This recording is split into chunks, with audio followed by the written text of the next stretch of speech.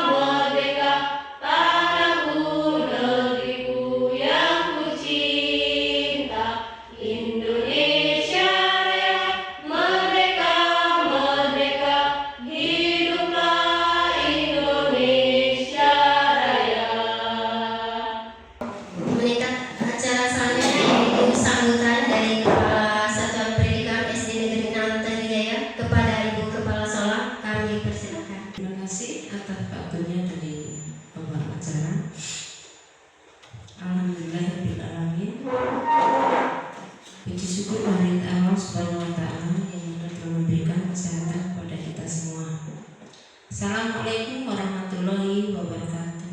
Waalaikumsalam warahmatullahi wabarakatuh. Kepada Bapak serta Ibu Guru yang saya hormati, alhamdulillahirabbil alamin, kita panjatkan puja dan puji syukur kehadirat Allah Subhanahu wa taala yang mana telah memberikan kesehatan pada kita semua sehingga kita bisa melaksanakan kombel pada hari ini, yaitu kombel yang pertama. Selawat serta salam kita sanjung aturkan kepada Nabi besar kita yaitu Nabi Muhammad SAW yang kita nantikan syafaatnya di yaumil qiyamah. Amin. Kepada Bapak serta Ibu Guru, hari ini adalah kita mengawali kombel di 6 Tanjaya. Kombel apa namanya? Agio. Karena sudah cuma kita pendalamannya yaitu kurikulum apa? Ya, deep learning. Jadi yang pelajaran mendalam. Jadi kurikulum tersebut cuma dikurangin, kita nggak pakai P5 ya. P5 itu diubah kurikuler. Jadi kalau kita kombel yang pertama yaitu pembelajaran mendalam, yaitu deep learning ya. Nah, yang akan dipandu oleh Pak Sunu sama Bu Rini dan kemudian Bu Wahyu ya. Ini sudah bagian masing-masing, sehingga ini kita buka. Assalamualaikum warahmatullahi wabarakatuh. Semoga kita semua dapat mengambil hikmahnya. Acara selanjutnya yaitu inti yang nanti akan disampaikan oleh Bapak Suni dan Bu Rini. Nah, setelah itu nanti ada pemateri berikutnya yaitu Bu Wahyu, dan untuk yang pertama pemateri ini adalah Pak Suni dan Bu Rini akan menyampaikan materi tentang PM atau pembelajaran mendalam. Kepada Bapak Ibu kami persilakan. Bu Ria Komaryati SPD SDGR. Terima kasih. Assalamualaikum warahmatullahi wabarakatuh. Yang saya hormati Ibu Nurul Hidayati SPD selaku Ketua Negeri 6, yang saya hormati Dewan Guru Negeri 6. Pertama-tama marilah kita panjatkan puji syukur kepada Tuhan Yang Maha Esa, yang mana pada hari ini kita masih diberikan kesempatan, kesehatan, dan bisa mengikuti acara hari ini, yaitu Kombel pada hari Selasa ini. Terus yang kedua, salawat dan salam marilah kita sanjung agukan kepada junjungan besar Nabi Muhammad SAW, yang kita nanti-nantikan salawatnya kelak di hari yaumil kiamah. Allahumma amin. Baiklah Bapak Ibu, dalam ini saya akan menyampaikan pembelajaran mendalam, pembelajaran mendalam yaitu pola pikir bertumbuh, yaitu PPB, yaitu pola pikir bertumbuh, yang mana yang maksudnya kita pola pikir kita diajak untuk bertumbuh. Ini ada dua, yaitu pola pikir bertumbuh dan pola pikir tetap atau PPT, pola pikir tetap. Nah, ini dari yang mana kita kebanyakan mempunyai yaitu pola pikir tetap. Nah, kita harus berpindah transmisi ke pola pikir bertumbuh. Coba Bu, ini konsep pola pikir bertumbuh. Nah, pola pikir adalah segalanya, yaitu pola pikir yang pertama dari pikiran langsung ke tindakan dan hasil. Pola pikir akan mendikte. Nah, saya jelaskan dulu, yaitu pola pikir yang mana tadi saya mencuplik tadi. Caranya kita merubah semua pola pikir itu yang pemikirannya tetap, yaitu berubah menjadi pola pikir bertumbuh, yang mana dia harus berani mencoba dan harus berani melawan itu semua. Yang misalnya ditunjuk kebanyakan murid saya sendiri sih, contohnya kelas 6 misalnya, yang banyak masih menggunakan pola pikir tetap. Contohnya biasanya contoh kecil, yaitu untuk menjadi petugas upacara. Saya memilih salah satu anak yang mesti nggak langsung dia berani, nggak langsung dia setuju. Nah itu permasalahan kita sebagai pendidik, gimana caranya merubah anak itu memotivasi, memuliakan, dan langsung berani, ya Bu ya. Itu kita harus merubah pola pikirnya, pola pikir tetapnya berubah menjadi pola pikir bertumbuh. Nah itu, lanjut Bu. Pola pikir lebih penting dari keterampilan. Nah, ini pola pikir lebih penting dari keterampilan karena hal yang paling dasar yaitu adalah pola pikir dulu. Harus berani. Pola pikir mindset adalah fondasi dari keterampilan, skill, dan alat. Nah, biasanya contoh kecil itu tadi saya udah lari ke muridnya, sekarang ke pendidiknya, gurunya. Biasanya mindsetnya biasanya menggunakan pola pikir tetap nih. Sebelumnya yang misalnya salah satu guru disuruh atasan untuk misalnya jadi pembina. Nah itu pembina. Nah itu salah satu kita harus merubah pola pikir itu. Dan dalam materi saya selama 1 minggu di sana itu benar-benar harus dirubah. Dari diri kita sendiri, gimana murid kita mau mencontoh, sedangkan kita sendiri aja contoh kecil itu aja belum bisa berubah. Nah itu yang harus benar-benar dirubah. Dari contoh kecil itu aja, dari misalnya pembina, mungkin kenapa sih alasannya ibu-ibu tidak mau jadi pembina? Dia belum bisa bertumbuh, masih mempertahankan pendapatnya. inisiatif. Iya. Inisiatif untuk Hah? Beda ya? Inisiatif lebih bertumbuh malahan Bu. Lebih berani malahan. Iya. Salah satunya. Nah, ini yang paling utama, kita diri pendidik kita harus berubah pola pikir yang tadinya tetap harus bertumbuh supaya anak didik kita mencontoh kita pendidiknya. Nah, itu sih. Sementara ini pola pikir pembelajaran mendalam yaitu pola pikir bertumbuh dan pola pikir tetap. Lanjut Bu Rini, coba. Ini sampai berapa? Nah, jadi jenis pola pikir growth mindset atau pola pikir bertumbuh ya. Ini salah biasanya keyakinan pemikirannya, yaitu keyakinan bahwa kecerdasan keterampilan bisa dikembangkan lewat belajar dan berusaha. Nah, itu dasarnya Bu. Kita kalau memang dasarnya mempunyai pola pikir bertumbuh, itu ya seperti ini. Kita disuruh apa aja siap. Murid kita juga misalnya ibu-ibu kalau memerintah anaknya langsung nyuruh langsung berangkat, senang nggak? Nah, pola pikirnya. Nah, sedangkan pola pikir mindset yaitu kecerdasan keterampilan bersifat tetap dan tidak banyak diubah. Dia stuck di situ aja, dia nyaman, ya nyaman. Dia cuma ya segitu-segitu aja, duduk, diem gitu. Terus disuruh nggak mau gitu. Ya itu pola pikir tetap. Nah, itu yang harus diubah, harus berani itu. Lanjut Bu. Nah, pola pikir tetap versus pola pikir bertumbuhnya. Yang atas pola pikir tetap, yang bawah pola pikir bertumbuh. Ibu-ibu bisa perhatikan di sini ciri-ciri sangat jauh sekali Bunda untuk pola pikir tetapnya, yaitu menghindar, ya kan? Menghindar, menyerah, terus mubazir, terus serangan, ancaman. Nah, itu saya sendiri juga merasa diserang nih. Jadinya kalau pemikiran tetap ya nyerah, pasrah, mesti dengan berbagai macam alasan menghindar terus ancaman gimana caranya menghindar selamat dari. Nah, untuk pola pikir bertumbuh ini yang bagus sebenarnya Bu. Kita harus merubah semua dasarnya, yaitu menerima, bertahan, dan peluang informasi inspirasi. Itu harus mencoba bertumbuh. Coba lanjut Bu ini. Nah, dari pola pikir tetap, pola pikir bertumbuh, di sini belajar cara mengenali suara PPT.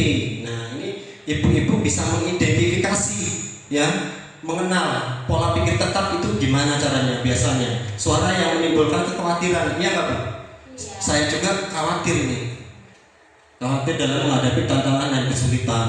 Nah, itu pasrah, malu biasanya, malu nggak bisa biasanya kekhawatirannya. Di sini udah teridentifikasi seseorang itu memiliki pola pikir tetap. Nah, itu gimana caranya Bu ya kira-kira lepas dari PPT? Ada yang ini Bu, saya mau refleksi sedikit ini Bu. Gimana caranya lepas dari PPT? Bu Ria mungkin merubah dari PPT ke pola pikir bertumbuh, merubah mindset ya bisa.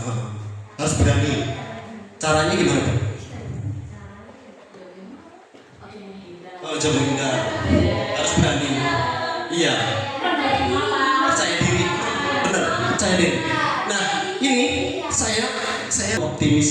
Saya yakin ini saya semua setuju ya Bu, optimis itu bisa berubah dari PPT ke PPB. Terus lanjut Bu. Nah, suara pola pikir tetap. Nah, ini banyak sekali Bu ya. Ini suara, pasti saya juga merasakan semua yang ada di umum. Ciri-cirinya, suaranya saya mengalami semua. Yaitu kalau saya gagal berarti saya tidak mampu. Saya akan menolak saat menerima tugas yang belum pernah saya kerjakan sebab resiko untuk gagal akan besar. Saya juga pasti merasakan kayak gitu Bu. Terus seperti saya ini berdiri di sini nggak semata-mata sebenarnya Bu.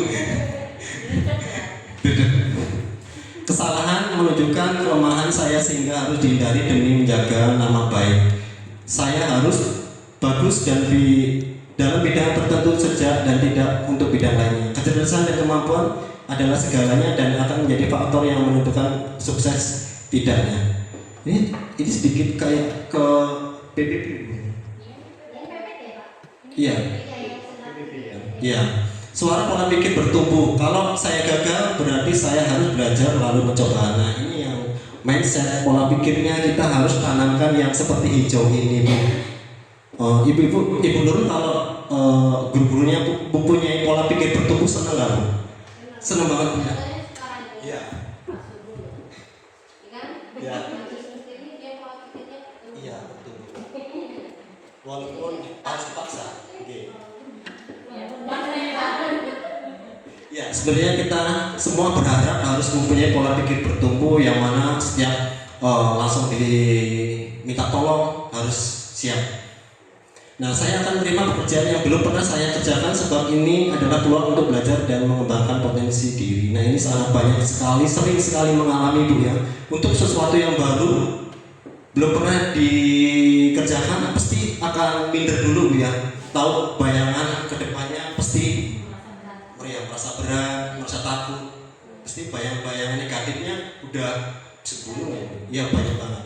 Tapi kita harus mempunyai pola pikir bertumbuh, yaitu gimana caranya merubah bayangan ketakutan itu berubah menjadi semangat atau optimis seperti yang sebelumnya tadi kita udah lihat materinya. Terus kesalahan merupakan sebuah proses belajar dan peluang untuk meningkatkan potensi diri. Nah ini Bu, harus ditanamkan juga pola pikir bertumbuh. Kesalahan jangan langsung terpuruk, jangan langsung putus asa. Ini harus belajar dari kesalahan tersebut.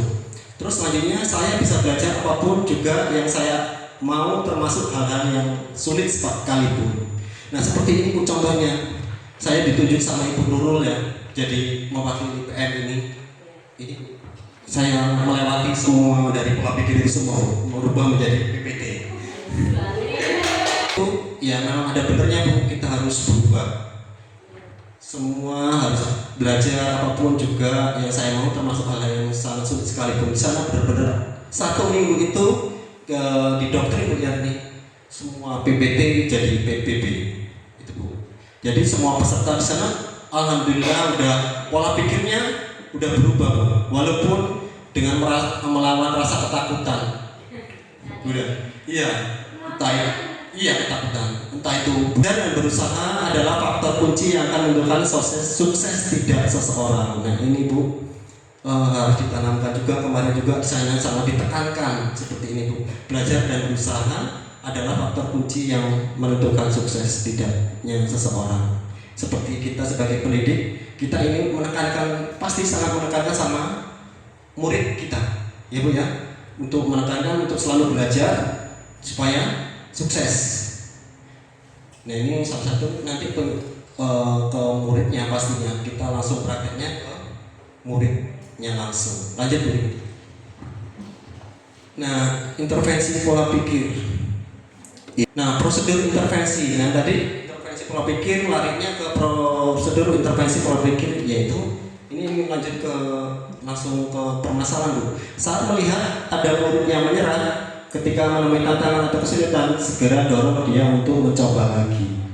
Ini Bu, kita sebagai pendidik di mana di learning, yaitu kita harus memuliakan murid kita semulia-mulianya, yaitu yang salah satunya saat melihat ada murid yang menyerah, kita nggak mungkin langsung mengolok-oloknya. Kita harus memberi semangat, motivasi, gimana caranya biar dia berani jadi pemimpin, jadi petugas, semuanya, jadi anggota PPP, Polri, semuanya banyak sekali harus berubah pola pikir. Nah, yang lucu pada saat murid mau mencoba lagi, segera beri pujian proses karena telah mau berusaha. Biasanya enggak, kita sama murid ya Bu ya, apalagi itu satu sering melakukan pujian kan? Misalnya sedang melakukan keberhasilan anak sesuatu, menjawab soal, mesti jadi kasih pujiannya ya Bu, jawab soal, ngerjain. Nah itu kita wajib memberikan pujian biar senang. Terus lalu jelaskan kepada murid tersebut tentang PPP dan PPB dan perbedaan utamanya pada saat menghadapi tantangan belajar. Nah di sini kita harus menjelaskan yaitu PPT tadi, pola pikir tetap berlawan dengan pola pikir bertumbuh, yang mana kita harus berubah menjadi PPB. langsung jelaskan kepada murid bahwa berbuat salah merupakan cara otak untuk belajar dan berkembang. Nah, ini proses kita untuk menjadi PBB sebagai yaitu objeknya yaitu murid kita. Kita harus merubah PBB-nya yang pola pikirnya murid berubah menjadi PBB, pola pikir bertumbuh. Di kelas dengan saya juga banyak pola pikir yang tetap belum berubah. Tapi dengan berjalannya waktu kemarin untuk petugas upacara dari 21 siswa untuk petugas saya. Nah, sekarang komunitas belajar.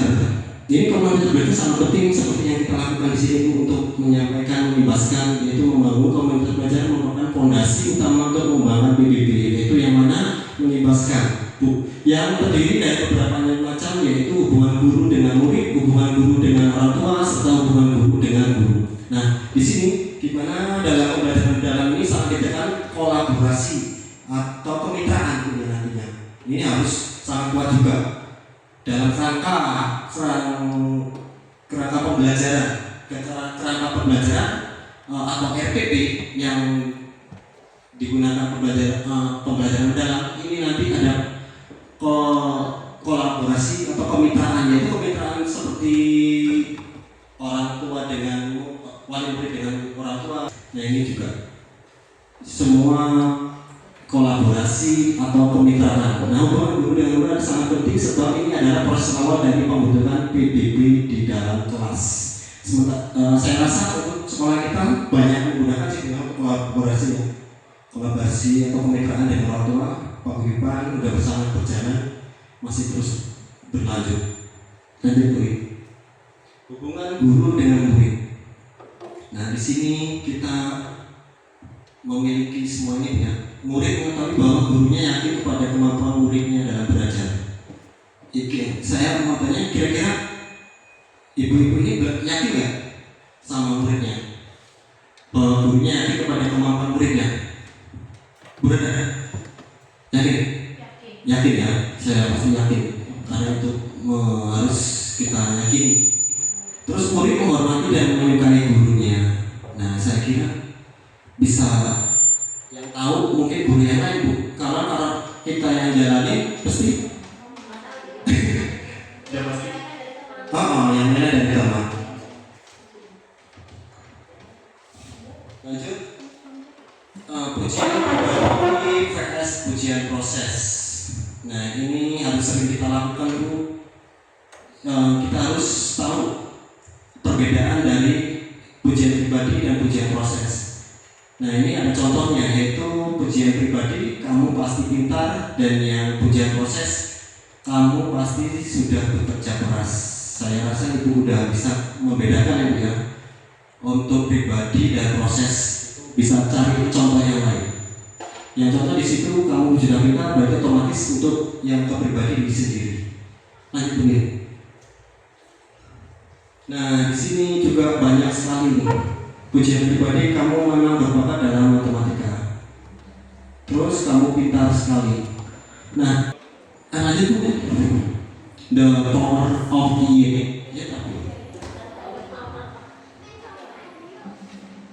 Nah, ini target performa versus target pembelajaran. Target performa untuk membuat seorang terlihat pintar seperti mendapatkan nilai A untuk bahasa Inggris. Target pembelajaran membantu seorang untuk belajar seperti mampu untuk berkomunikasi dalam bahasa Inggris. Target pembelajaran. Lanjut tuh.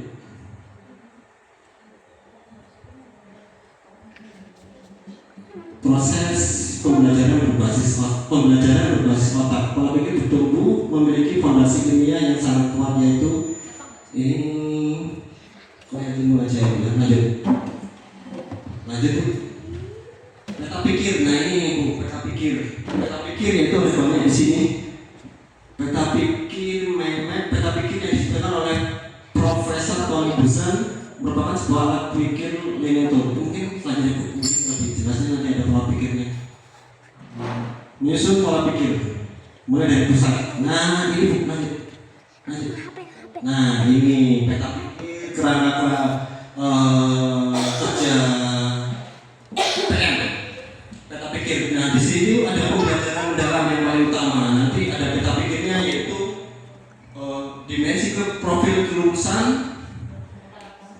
kerangka pembelajaran, prinsip pembelajaran, pengalaman pembelajaran. Nah, dari semua ini, kerangka ini yaitu yang mendasari pembelajaran mendalam. Yang di luar nanti ada kerangka pembelajaran. Terus yang paling dalam yaitu dimensi profil lulusan. Nah, kerangka pembelajaran yaitu biasanya kita sebut RPP, rencana pembelajaran. Nah, untuk pembelajaran mendalam yaitu prinsip pembelajaran yaitu berkesadaran, bermakna, menggembirakan, meaningful, joyful, mindful ya, berkesadaran, bermakna, menggembirakan. Langsung pengalaman belajar yaitu ada yang memahami, mengaplikasi, merefleksi. Lanjut ke dimensi. Dimensi kelulusan ada 8 di situ ya. Ada yang pertama keyakinan dan ketuhanan, kewargaan, penalaran kritis, kreativitas, kolaborasi, independen, kesehatan dan komunikasi. Nah, untuk kerangka pembelajaran itu yaitu praktik pedagogis. Nah, ini yang dimaksud FPP nanti Bu yang kita buat, yaitu ada praktik pedagogis, lingkungan pembelajaran, kemitraan pembelajaran, pemanfaatan digital. Lingkungan pembelajaran nanti ada contohnya. Kemitraan seperti tadi yang biasanya cukup, yaitu dengan murid, dengan orang tua, bisa dengan lingkungan, atau seperti tokoh-tokoh agama kayak gitu, kepolisian, kesehatan Bu ya, seperti yang dilakukan Bu Eni yang saya katakan sih, yaitu adalah kemitraan pembelajaran. Lanjut. Nah, peran pola pikir bertumbuh dalam pembelajaran mendalam. Lanjut. Nah, di sini ada pembelajaran mendalam seperti yang tadi saya katakan.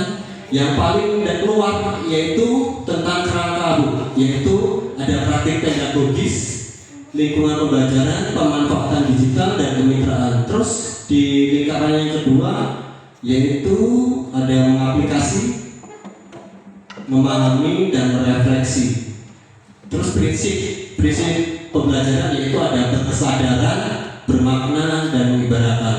Terus 8 dimensi kelulusan itu yang paling dalam kan? Itu harus meliputi semua itu paling enggak, yaitu tadi keimanan dan ketuhanan kepada Esa, kewargaan, kreativitas, kemandirian, komunikasi, kesehatan, kolaborasi dan penalaran kritis. Lanjut Bu.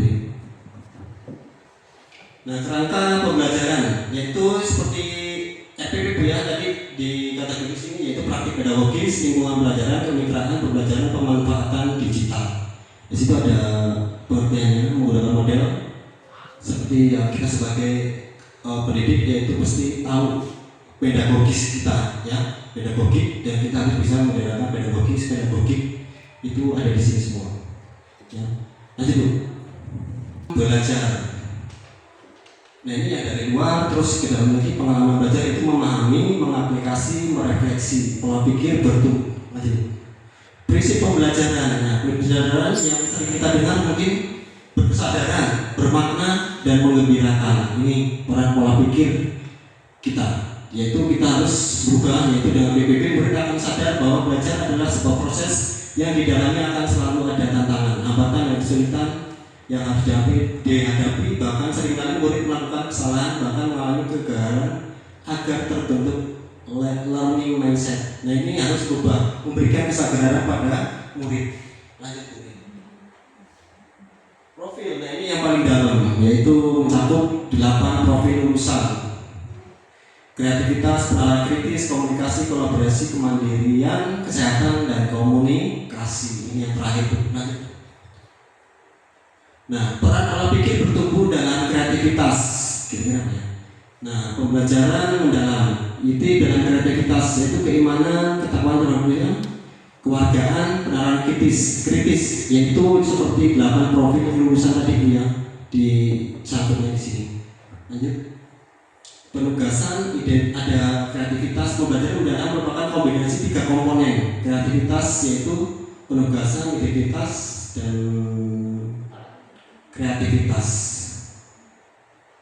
Ini enggak tahu. Lanjut. Peran pola pikir bertumbuh dalam pengetahuan nilai dan karakter. Pembelajaran mendalam mengaplikasi seperti prinsip pembelajaran tadi ya. Lanjut. Nah, komponen karakter di sini moral, yaitu nanti kita harus yang paling komponen yaitu moral, nanti dijabarkan menjadi penghayatan, aksi, dan pengetahuan. Nah, ini harus ada penghayatan yaitu nurani, harga diri, empati, mencintai kebaikan, pengendalian diri, dan kerendahan hati. Yaitu yang termasuk dalam komponen penghayatan. Langsung aksi, yaitu kompetensi, keinginan, dan kebiasaan. Pengetahuan yaitu kesadaran moral, mengetahui nilai moral, pengembalian perspektif, penalaran moral, pengembalian keputusan, dan pengetahuan diri. Dua bagian ini lanjut. Integritas, karakter, ke akademik, lanjut. Nah, penugasan, lanjut. Penugasan terangkum konsep pola pikir bertumbuh dalam bentuk peta pikir. Nah, ini yang kemarin saya kerjakan ya, yaitu sama gurunya akan ganti pemateri Ibu Rini Septiani.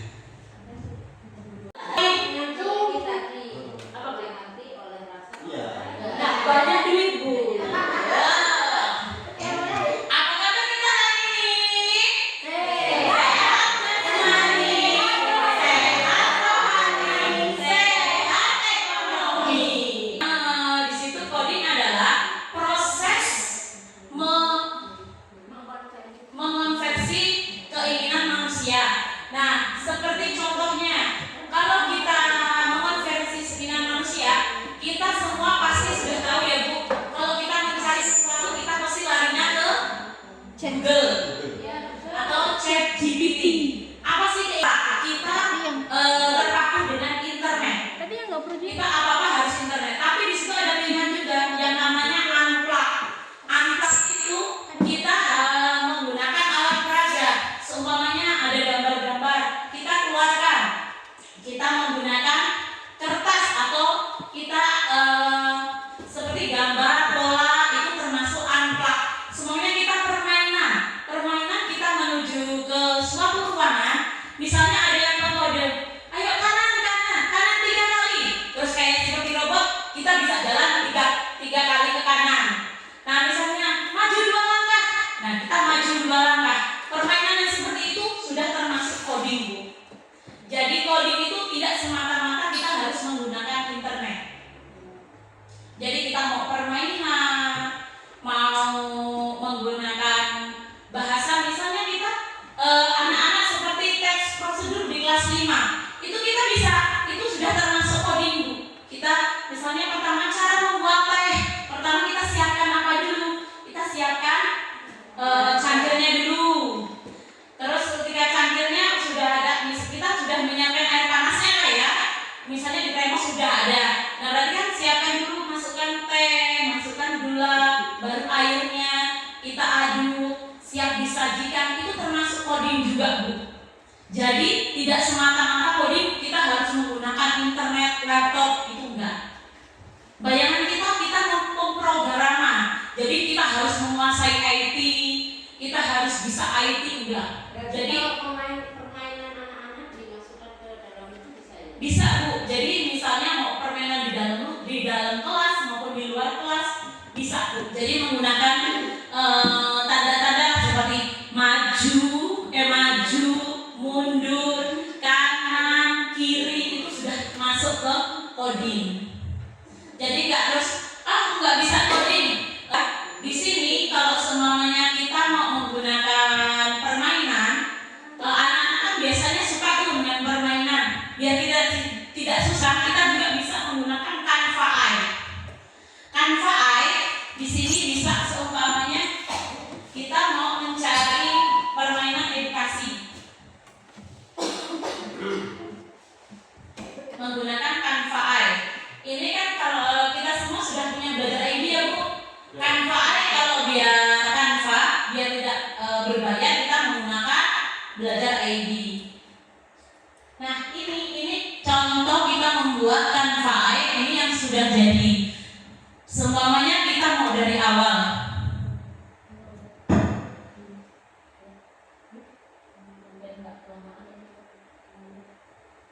Bisa dikopikan ya Pak? Ini bisa dikopikan ya? Nggak tahu tuh. Bisa. Ini pertanyaannya harus lengkap ya Bu? Saya ini tanya dia ngomong. Ya. seumpamanya menggunakan Canva. Permainan kita tentang pembelajaran. Pertama kita buka klik Canva, kita nah terus kita pilih kode saya, terus di copy. Pertanyaannya harus lengkap, kita mau pertanyaannya apa, temanya apa. Nah ini namanya bahasa coding, Bu. Dia lagi mengcoding. Ya. Prosesnya lama.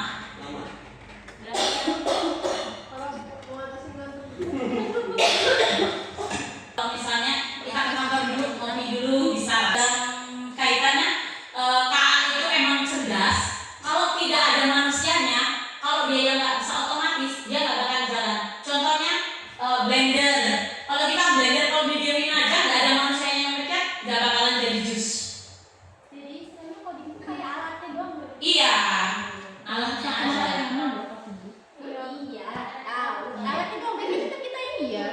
Lah iya, masih tetap manusia. Kecerdasannya diinginkan manusia, tapi manusia juga harus bekerja di dalamnya. Nah, ini bisa tebak bangun data. Ini ada 4 pertanyaan karena tadi di situ mintanya 4 tantangan, maka keluarnya 4 tantangan. Pencet Pak, tantangan yang pertama Pak. Mulai gambar apa? Kan anak senang kalau suruh seperti itu. Persegi panjang Pak. Nah, jadi itu kita sebutkan kita mau minta skor, minta bintang, nanti di situ dikasih. Jadi kalau minta diri sama gurunya aja, ya. Iya bisa keluar. Iya harus detail. Kalau nggak detail, dia nggak akan seperti itu. Itu kan minta 4 tantangan dengan karakter yang disukai anak-anak. Iya itu nanti ke warungnya Serenget ya. Oh iya deh, nggak apa-apa. Udah ada datang ke Rizkami. Nah, itu tantangan pertama. Tantangan 2 ada juga Pak. Menu utama. Main lagi ya Pak, main lagi Pak, main lagi. Pak, tinggal lagi Pak, ganti. Persegi. Iya. Persegi yang mana Pak?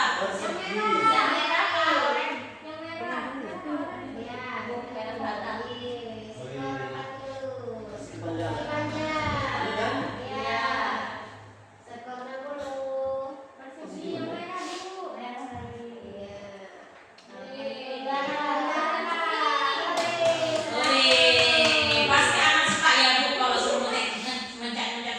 Semoga energinya masih ada. Jadi nanti saya punya beberapa instruksi. Ketika saya bilang pagi, silakan tepuk tangannya 1 kali. Kita tes dulu ya, pagi. Oke. Kalau siang 2 kali ya. Siang 2 kali Pak. Kalau sore silakan tepuk tangannya 3 kali. Sore. Kok Pak sama 2 kali?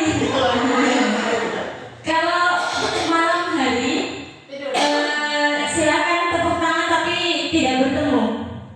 Ya, karena kan malam hari tidak ada suara ya. Coba kita cek dulu pagi, sore. Kurang 1 ya. Wah, sudah mulai kelihatan. Ulangi, pagi, siang, malam. Iya.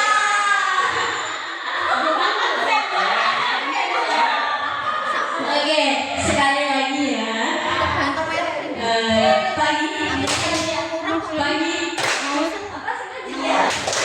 sore, pagi, siang, malam. Iya. Terima kasih Bapak Ibu. Semua